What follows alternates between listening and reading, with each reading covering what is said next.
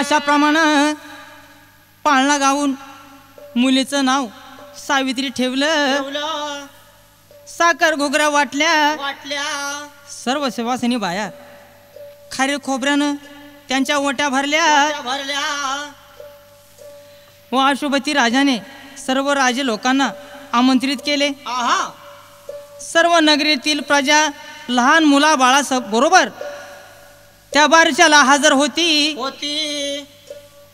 आणि अशोभती राजानं या राजाच्या आणि प्रजेसाठी जेवण कसं केलं बरं. अगं परोपरीचे केले पक्वान, परोपरीचे केले पक्वान, लाडू केले गळे बेसन,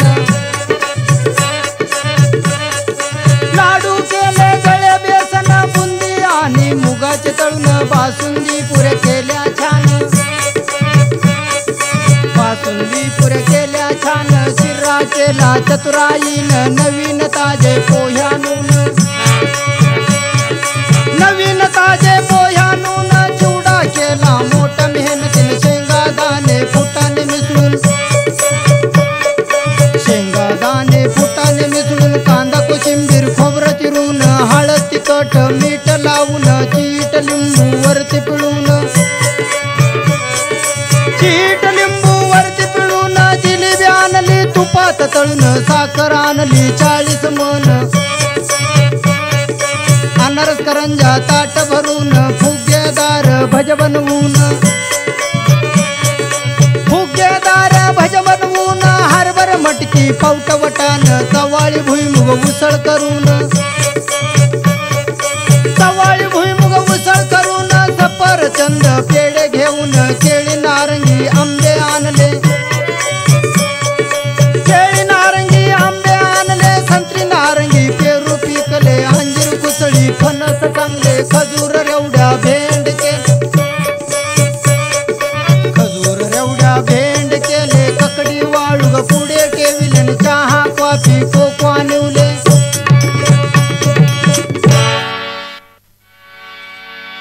अशाप्रमाणे सर्व लोकांना भोजन दिलं. सर्वांना आनंद झाला आणि आनंदाने ते आपापल्या घरी निघून गेले. इकडे अशोभती राजाची मुलगी महालामध्ये वाढू लागली. जसं मुलगी वाढू लागली तसं सावित्रीचं रूप खुलून दिसू लागलं. आणि ऐन तारुणाच्या वयामध्ये सावित्रीने प्रवेश केला. राजाला काळजी वाटू लागली आणि सावित्रीचे लग्न करावे म्हणून अशोभती राजाने आपल्या प्रधानजीला हाक मारली.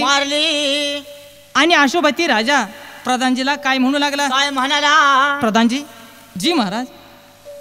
प्रधानजी, सावित्री उपवर झाली नाही, तिचं लग्न करावं असं वाटत आहे, तर तुम्ही आता असं करा. काय. ताबडतोब घोड्यावरती स्वार व्हा आणि तिच्या रूपाला शोभेल असा वर पाहून या. जी महाराज. जी महाराज. जशी तुमची आज्ञा. प्रधानजीनं आपली घोडी घेतली आणि सेवक घेतले आणि राजाला मुजरा केला. प्रधानजी घोड्यावर बसला आणि देशाला, ज्या देशाला त्या देशाला जा, ह्या देशाला जा असं करत करत प्रधानजीची स्वारी कशी निघाली बरं. कशी निघाली बरं.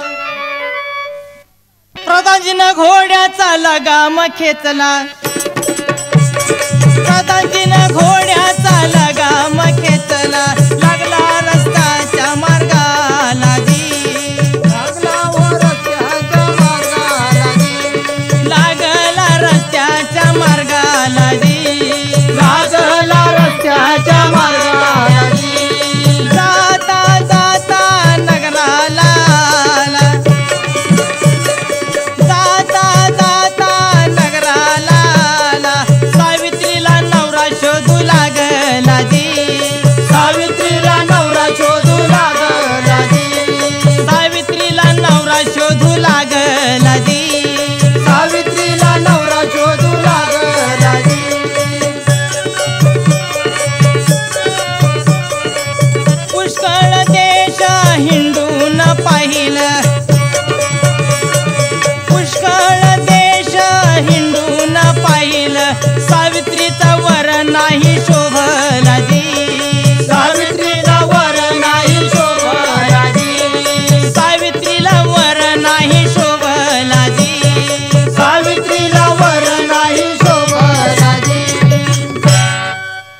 अशाप्रमाणे प्रमाणे 4-5 शिपाई घेतले. ह्या देशाला जा त्या देशाला जा करत करत प्रधानजी सावित्रीला वर शोधू लागला.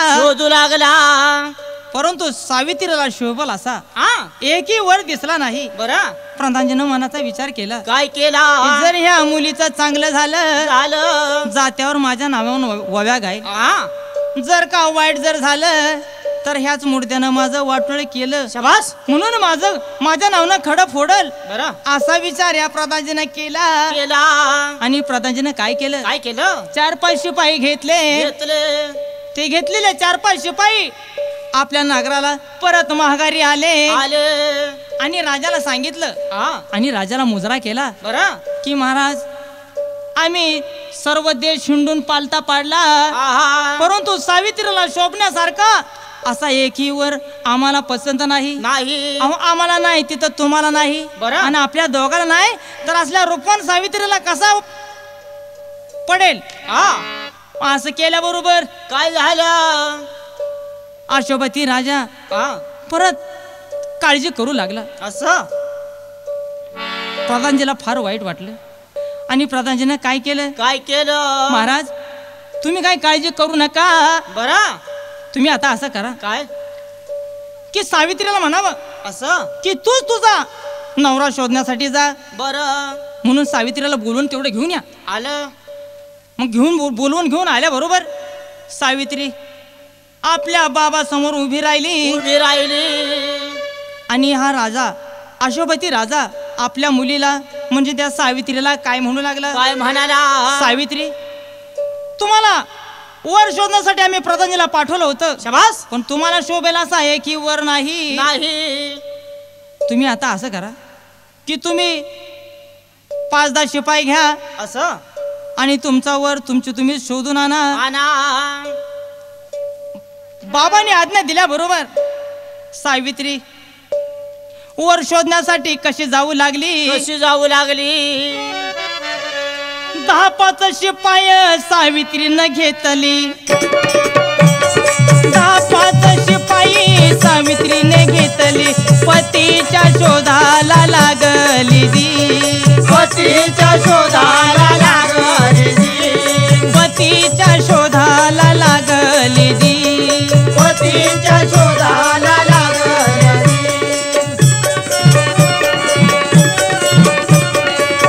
जाता जाता अरण्य लागलं. जाता जाता अरण्य लागलं. सावित्रीने माग नाही हटली. सावित्री माग नाही हटली. सावित्री मागे नाही हटली. सावित्री मागे नाही हटली. अरण्यातून जाताना वाहूल वाट लागली. अरण्यात जाताना पाऊल वाट लागली. वाटेत व्यक्ती तिला दिसली. वाटेत व्यक्ती तिला दिसली. वाटेत व्यक्ती तिला दिसली. वाटेत व्यक्ती तिला दिसली. सावित्रीने घोडा सामोरी नेला. सावित्रीने घोडा सामोरी नेला. रूपवान मूर्ती त्याला दिसली. रूपवान मूर्ती त्याला दिसली. रूपवान मूर्ती त्याला दिसली. रूपवान मूर्ती त्याला दिसली.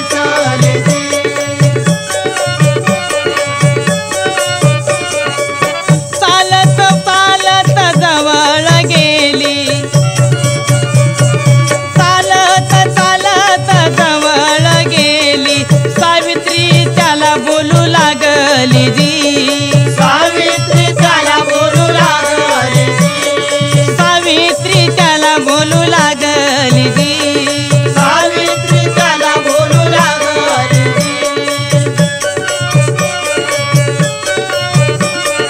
कोण गाव नाव काय आपलं. कोण गाव नाव काय आपलं.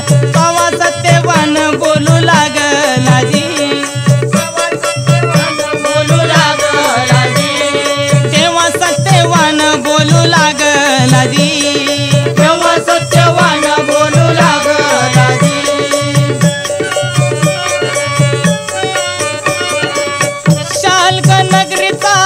धुमसन राजा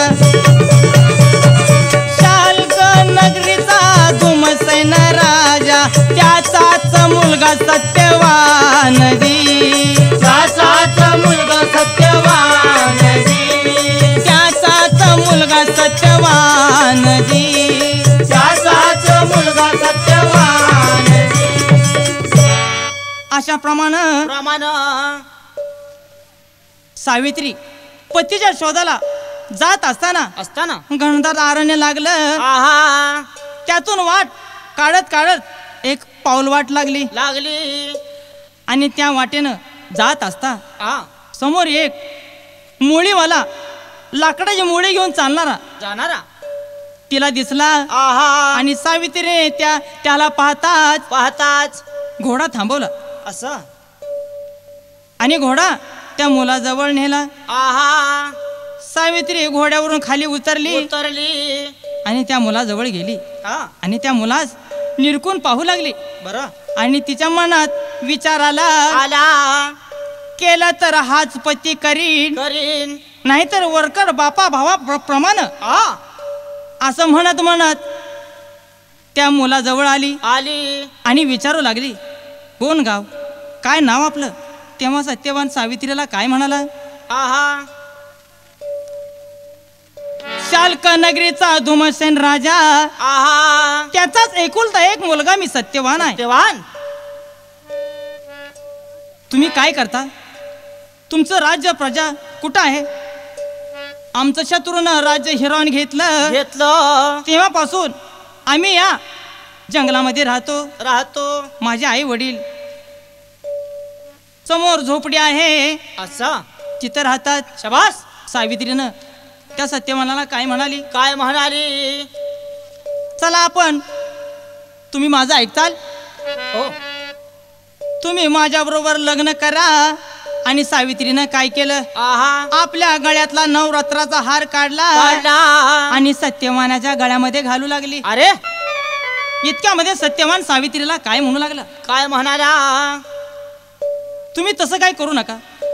मी माझ्या आई वडिलाला विचारल्याशिवाय ह्या गोष्टीला मी होकार देत नाही. बरं असं म्हटल्याबरोबर सावित्री सत्यवानाला काय म्हणाली कुठं आहे तुमचे आई वडील. शबास चला मी दाखवतो.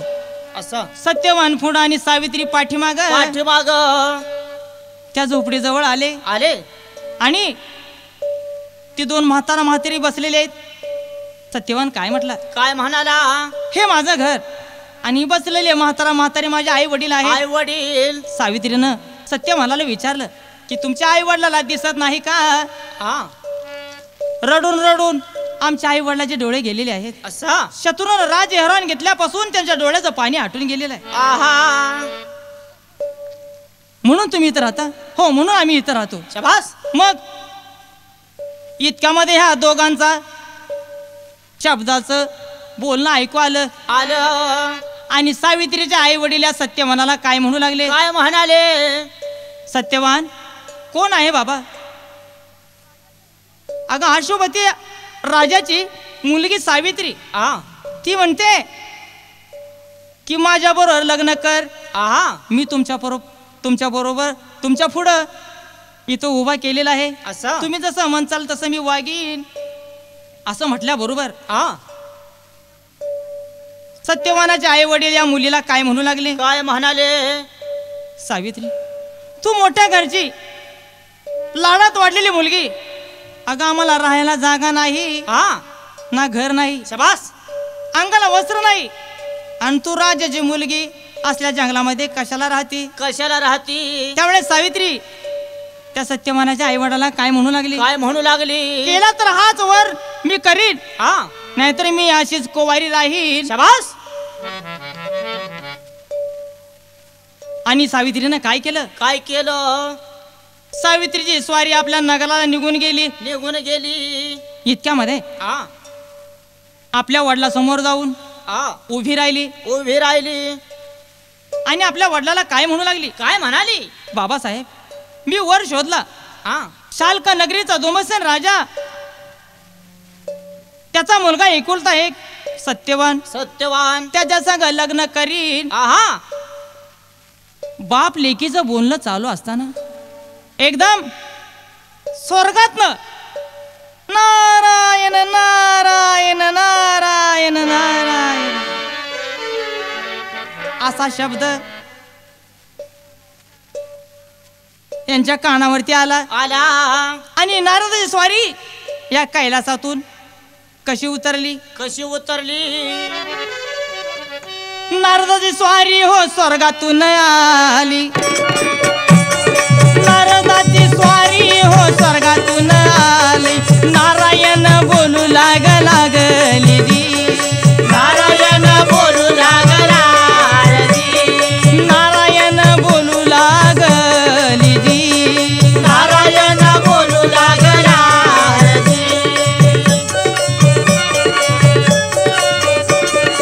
अशोपती राजानं नारदास पाहिलं अशोपती राजानं पाहिलं नारदाच्या चरणाशी लागला नारदाच्या चरणाशी लागला नारदाच्या चरणाशी लागला नारदाच्या चरणाशी लागला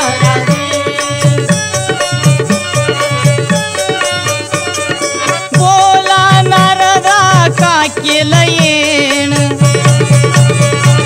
बोला नारदा का केलं येण तेव्हा नारदानं केलं कथन तेव्हा नारदानं केलं कथन तेव्हा नारदाने केले कथन तेव्हा नारदाने केले कथन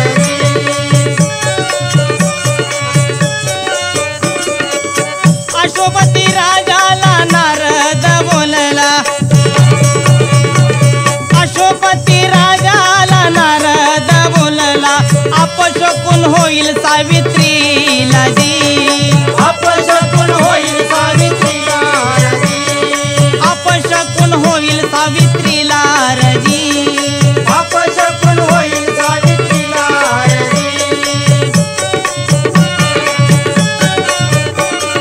सत्यवान सावित्रीचं लग्न जर झालं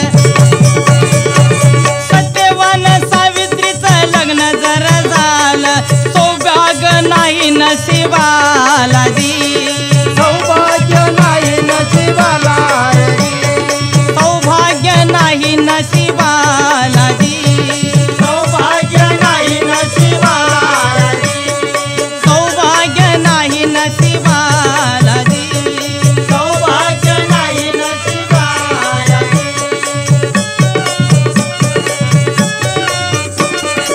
ऐकून राजा दुःखी हो झाला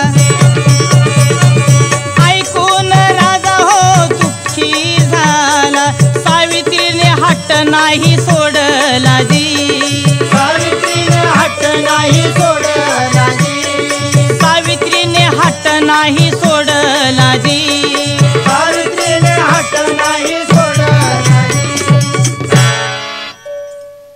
अशोपती राजाचं आणि सावित्रीचं बोलणं चालू असताना नारदाची स्वारी नारायण नारायण नारायण असं करत करत त्या राजवाड्यामध्ये उतरली उतरल्याबरोबर राजाने या नारदाला पाहिलं आणि स्वतः उठले आणि आपलं सिंहासन त्या नारदाला बसण्यास दिलं आणि नारदाची चरण सेवा करू लागला बोला नारदा काय केलं येणं अरे बाबा तू कुणासंग लग्न तुझ्या मुलीचं करत आहे शाल्का नगरीचा दुमसन राजा त्याचा एकुलता एक मुलगा त्या मुलीबरोबर माझ्या मुलीचं आणि त्या सत्यवानाचं लग्न करत आहे करायचं इतक्यामध्ये नारद या राजाला काय म्हणू लागला काय म्हणाला अरे अरे अरे तू काय त्या मुलासंग तुझ्या मुलीचं लग्न लावू नकोस अरे वा का बरं की तुझ्या मुलीला 1 वर्षाचं सौभाग्य लाभल असं आणि तुझी नंतर मुलगी विधवा होईल म्हणून सांगतो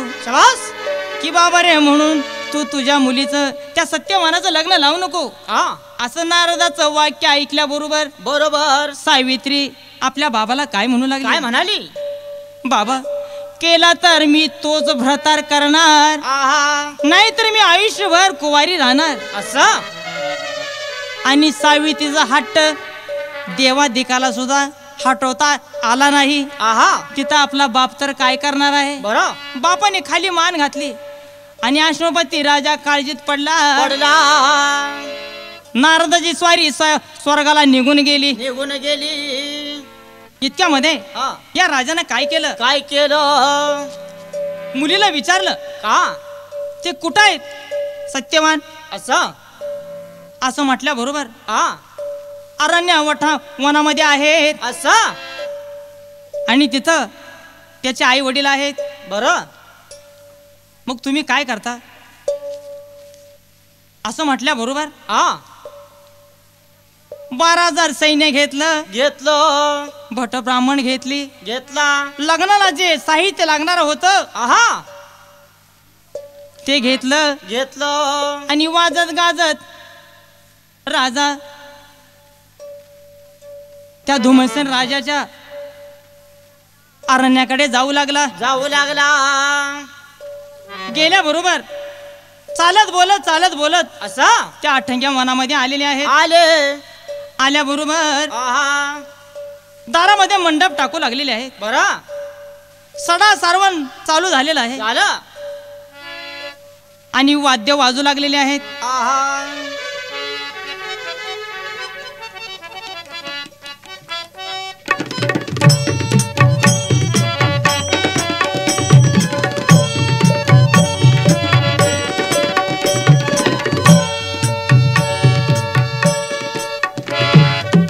असं वाद्य वाजताना एकदम हा सत्यवानाचे वडील त्या सावित्रीच्या वडिलासमोर आले. आले तुम्ही काय चाललंय, तुम्ही मंडप का ठोकलाय, हे वाद्य का वाजा लागलं. आहा अहो तुमच्या मुलाला आमच्या सावित्रीनं पसंत केलेलं आहे. आहा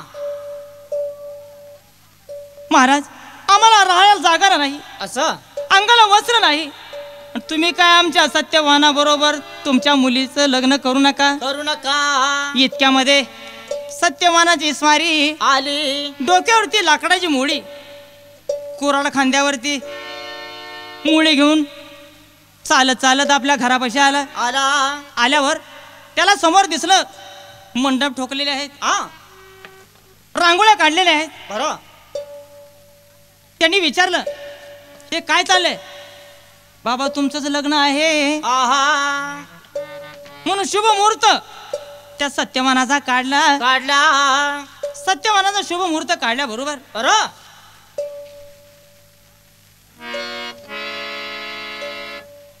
आणि सत्यवान सावित्रीचं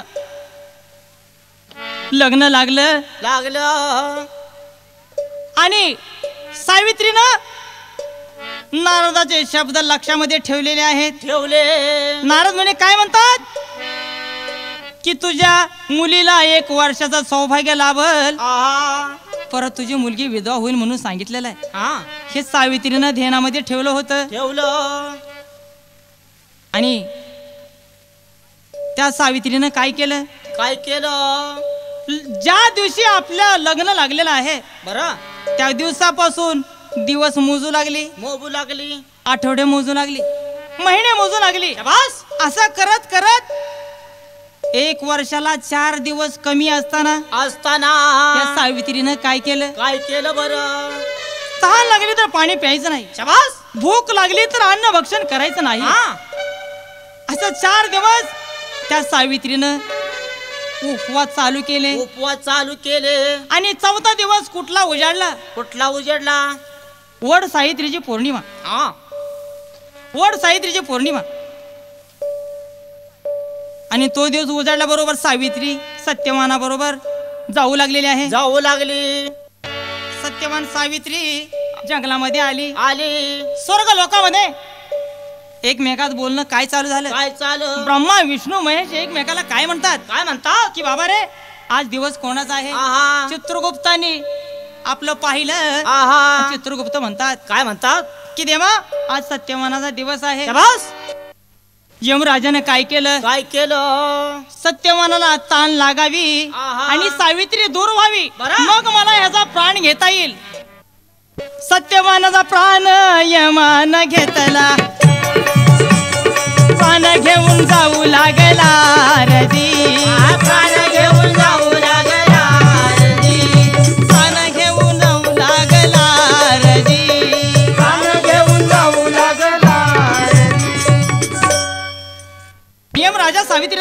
मला की सावित्री, अगं ज्याचा सरला त्यालाच मी नेत असतो. शबास. तुझं अजून आयुष्य आहे. आहा. नाही नाही, माझ्या जिकडं कपाळाचं कुंकू असेल तिकडच मी येणार. आहा. असं म्हटल्याबरोबर यमराजा प्रसन्न झाला. आ. तुला काय मागायचे माग, मी तुला प्रसन्न आहे. शबास. तवा 4 वर मागितले. बर. पहिला वर माझ्या सासू सासऱ्याचं राज्य आलं पाहिजे. हा. हो, दिलं तुला. दुसरा वर माझा असा आहे, माझ्या आई वडिला माझ्या सासू सासऱ्याचे डोळे गेले तेवढे येऊ द्या. शबास. हो, दिलं.